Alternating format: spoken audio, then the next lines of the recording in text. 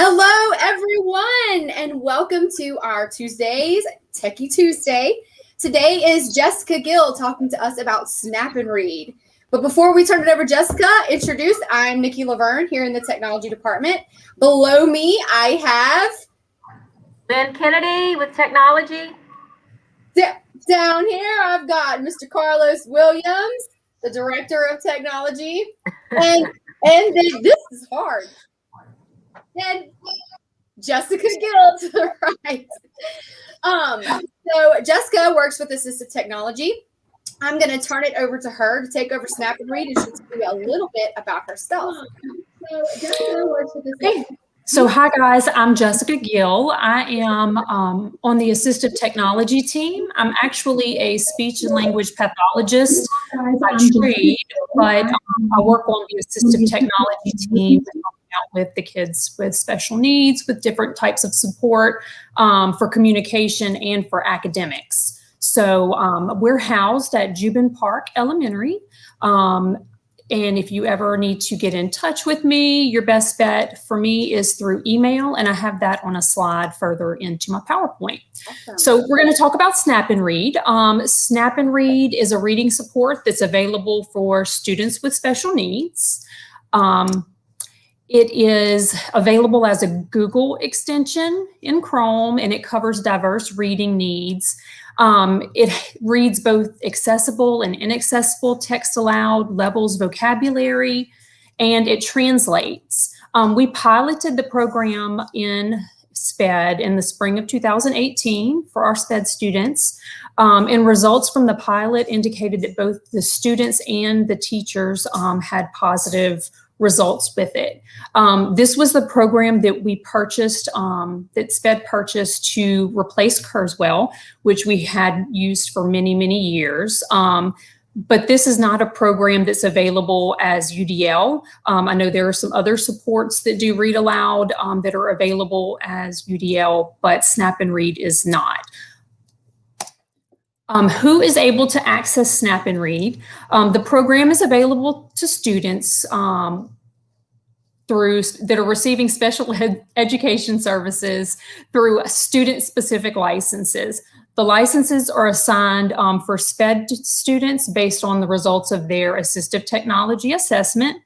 This could be due to an identified print disability, or they may qualify for AIM, or accessible educational materials. Licenses are also assigned to junior high and high school special education students who require a human reader or test read aloud for computer-based testing, where text-to-speech is not already integrated into that program. And then last school year, it was also opened up to 504 students. And this school year, when we came back in January, some of our ELL students have begun to use the program also for their read aloud. So it has many different features.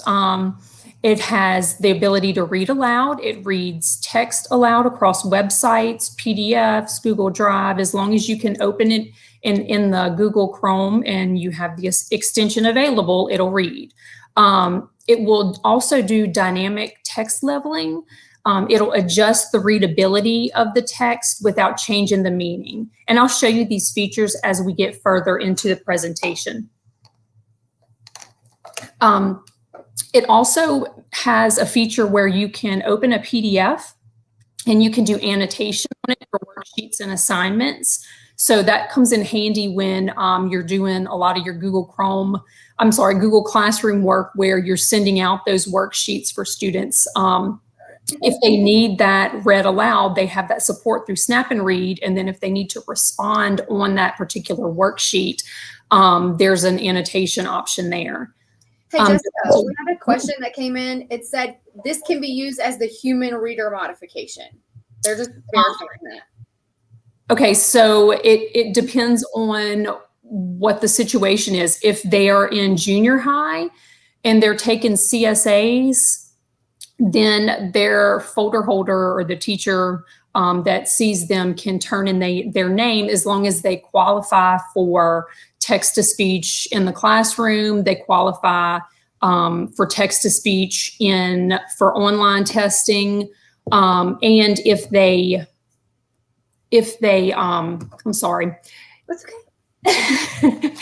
and if they qualified based off of their IEP with the read aloud tool that they fill out at every IEP meeting to justify whether or not the kid qualifies for human reader or text to speech. So as long as they meet those 3 criteria, then if they're SPED, they're eligible for an account to use that.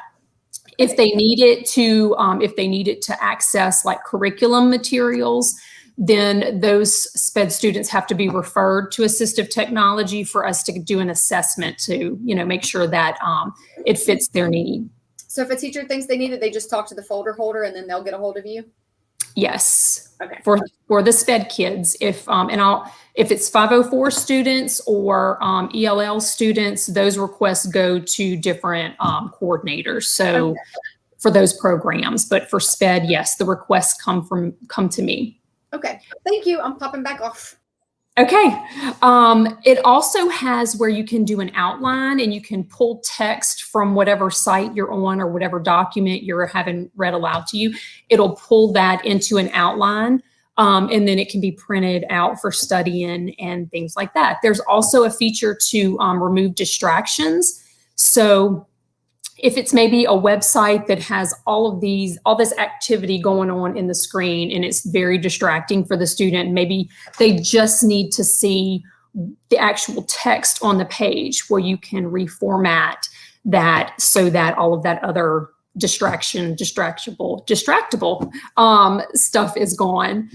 There's also a cover overlay option. So maybe the student reads better if it has an overlay of blue. So it'll change the background to a blue or maybe a red or a yellow, whatever that particular student needs. There's also a picture supported dictionary available through there. So it also will pull up, if there's a word the student doesn't need, they can just click on it and it'll bring up the picture. Screenshot reader, that's another feature that helps with if you have PDFs that are inaccessible and they won't read with just the text reader, you can, and I'll show you the features in just a little bit, you can click and then drag and open up a box over text and it will read within that box. You can also look at grade level equivalent to any text on a web page. And what I really like is there's data collection, so we can go in and see how much a student is actually using the support. And sometimes that's very telling when you go to pull progress and you can see maybe they've had an account for a year and they've only logged on and read for maybe like an hour. It keeps track of how much time has been spent, how many words they've read, what the level is. So that's nice to be able to look at. And if any of the teachers ever would like to see that information, we can get that for them, for their students. How does a qualifying student get a Snap and Read account? If it's a special ed student, you would contact me. If it is 504, that would be Marcy McKnight, and ELL is Miss Yvette Spears. And those are the email addresses for that. And the Snap and Read is available as a Chrome extension, and it's pushed out through that student's district provided Google account. How does my student log into Snap and Read? It is really, really simple, and I'm going to show you. If the student has an account, let's see. If the student has the account, there will be up here, there's a little, it looks like a compass that comes out right here whenever the extensions are pushed out after the student logs in. Can y'all see that, guys? Yes, no?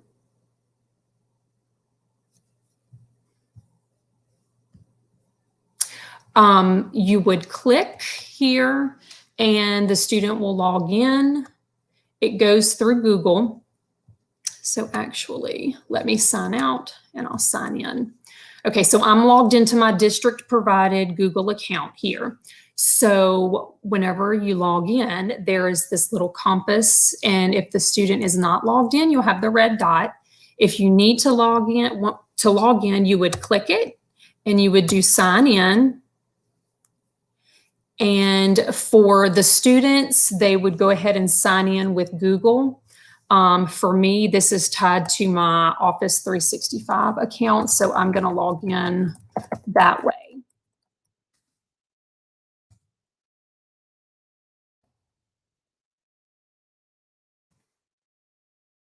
Okay, so when the student gets logged in, you'll see here that the blue, the compass turns blue, and that means that it's on and it's working. So it's really simple once they, log into Windows and then log into Google on their computer. As long as they have a license, they should be able to just log in here through the icon for that. Sometimes I get a lot of I get a lot of emails about sometimes students will try to log in and they'll get this error message saying like your 7-day trial is up and you need to purchase a subscription. Well, if that happens, that means that student does not have an account at all. They've never come through SPED for an account or through 504 or ELL. So lots of times some of the teachers will think that they have an account, but in reality they don't. And so that would be when they would need to turn in the request. Okay. Okay, so the tools that are available there, whenever you log in and you turn it on, you get this little toolbar down the side. The first one is Text Reader 1, and it is super easy. So I'm going to go to this. And I pulled up an article about Mardi Gras because I'm looking forward to eating a lot of king cake in the time between now and then. So you would turn the screen reader on, and then you would click the word.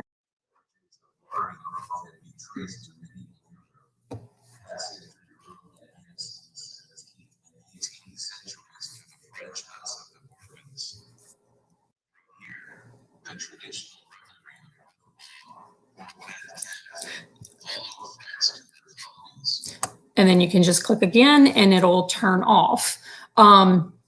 So that's the first screen reader. Unfortunately, there's not a whole lot on here that you can do with the actual voice. There are some different options available, but they're not all great. Yeah, no, it's either David or Zira. I think the Zira may sound a little. Yep, that one's better.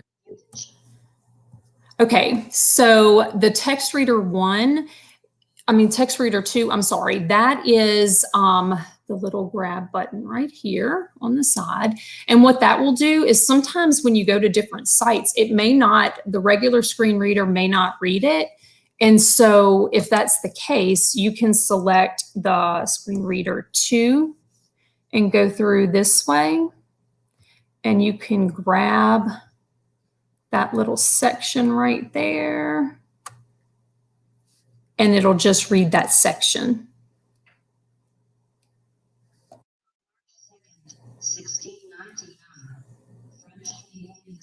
Sounds better with Zira.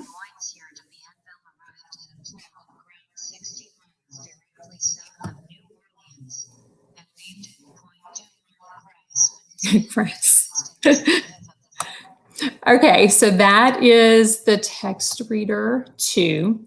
The Text Leveler, what it will do is if you click there, it'll simplify the vocabulary. So if you do that, you'll see some of the words turn and they are italicized. So it gives a little bit more of a description of what the word means, or it's a little bit easier to understand.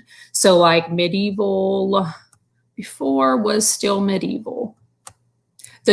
So the traditional, if you look here, the traditional relevery, if you do the Text Leveler to simplify the vocabulary, it changes to the usual partying.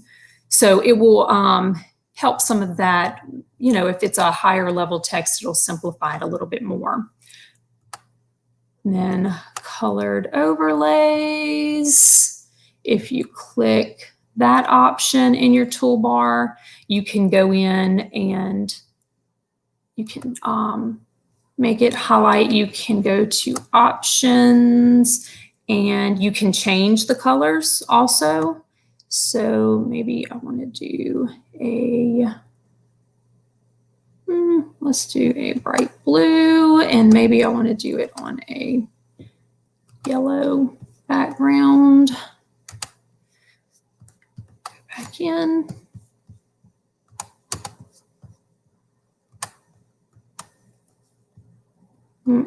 There we go. It did not change my color. I will have to look at that, guys. I'm sorry. Highlight text, highlight background color. Over here. That's because I'm on the wrong option. Let's do there.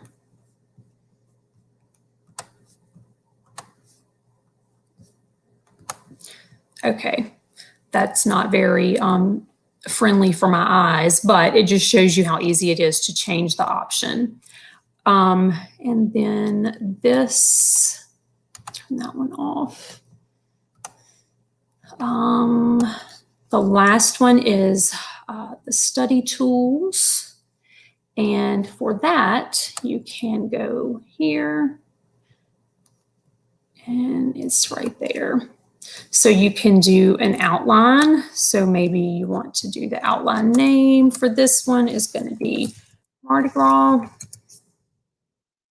And there are certain things in here that you would like to pull. Let's say maybe the origins of Mardi Gras can be traced to medieval Europe. And then is it...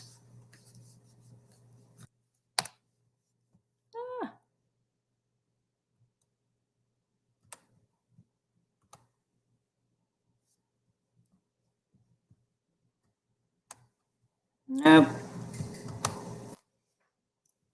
We do not use this feature very often, but it is available. So I'm going to keep moving, but you can do the outline, you can cite sources, and it'll give you all that.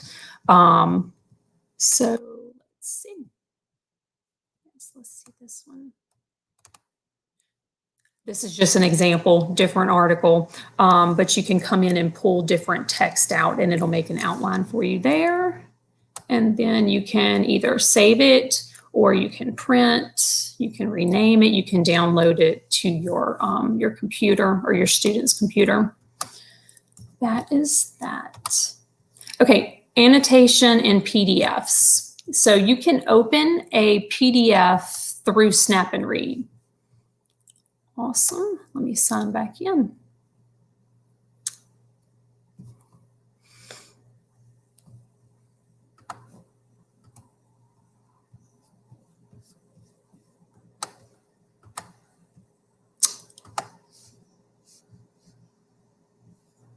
Okay,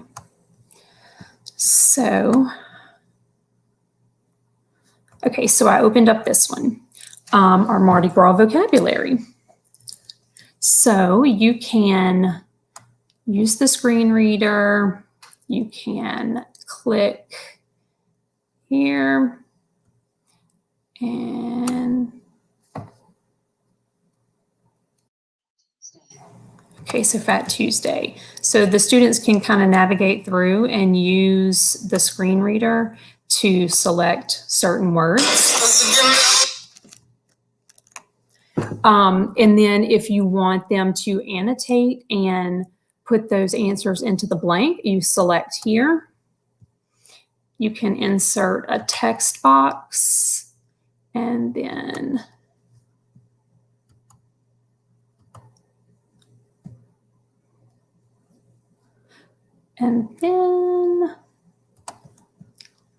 go there.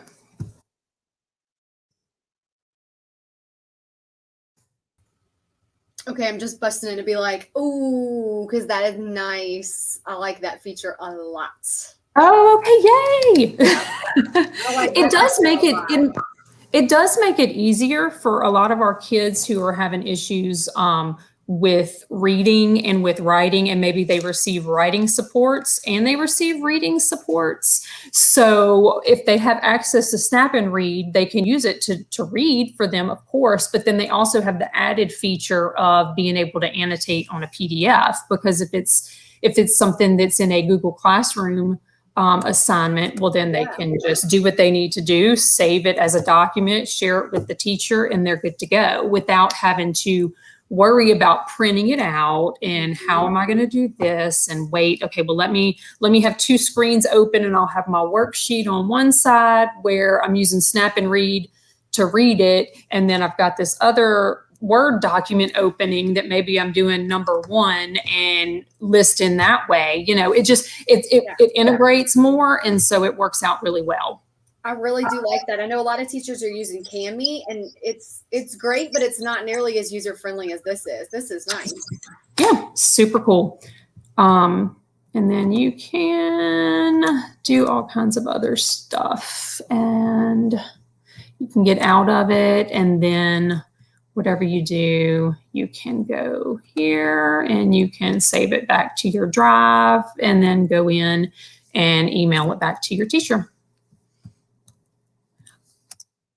Okay, so how do you send assignments to your students? So this is a slide, I guess at this point I should have taken out, because whenever I developed this the first time, we weren't really using Google Classroom as much. And I think now, or at least on the campuses that I go on, everybody's using Google Classroom thanks to our virtual options and that we've had in COVID and all of that. So the same way that you are sharing normal assignments through Google Classroom, it would be the same exact thing. They would just open up that assignment and have that extension, that Snap and Read extension available. The only thing we do say, and we try to make a note for everybody, is that you have to, if it's like a test, you have to be sure that you go in when you share it and put a retraction date in there, because if you don't, even when you stop sharing, that assignment still shows up in their Google Drive account, unless something has been changed, Nikki, or with that. No, you're right. Yeah, you definitely want to do a retraction, or you just send it to that one kid, and when they turn it back in, yeah. Yeah, okay. So nothing has changed there. Okay, so any questions?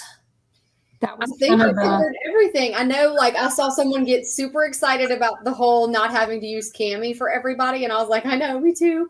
And then you helped out with the human reader modification. So right, super awesome. Thank you. And keep in mind, it's not available to everyone. It's for our SPED students, our 504, or the ELL are able to use it for test read aloud. Our SPED students can use it for more features if, you know, they've been through an AT referral and all of that. So if you have any questions, whether or not your student is eligible, just talk to their special ed teacher. Special ed teacher can talk with me, or email me and let me know, and I'll look into it. Yep, I see Jamie's back today. She's saying that this is going to be great for her ELL students, so that is very exciting. Thank you, Jamie, for coming back. Okay, well, that wraps up another Techie Tuesday. Thank you guys for joining in. If you came in at the tail end of this, you can watch it again on the same channel. This will live until forever, or, you know, we get tired and we take it down. Thank you so much, Jessica. Thank you, everybody else. And you're having a great Tuesday afternoon. Great. Thank you. Y'all have a good evening.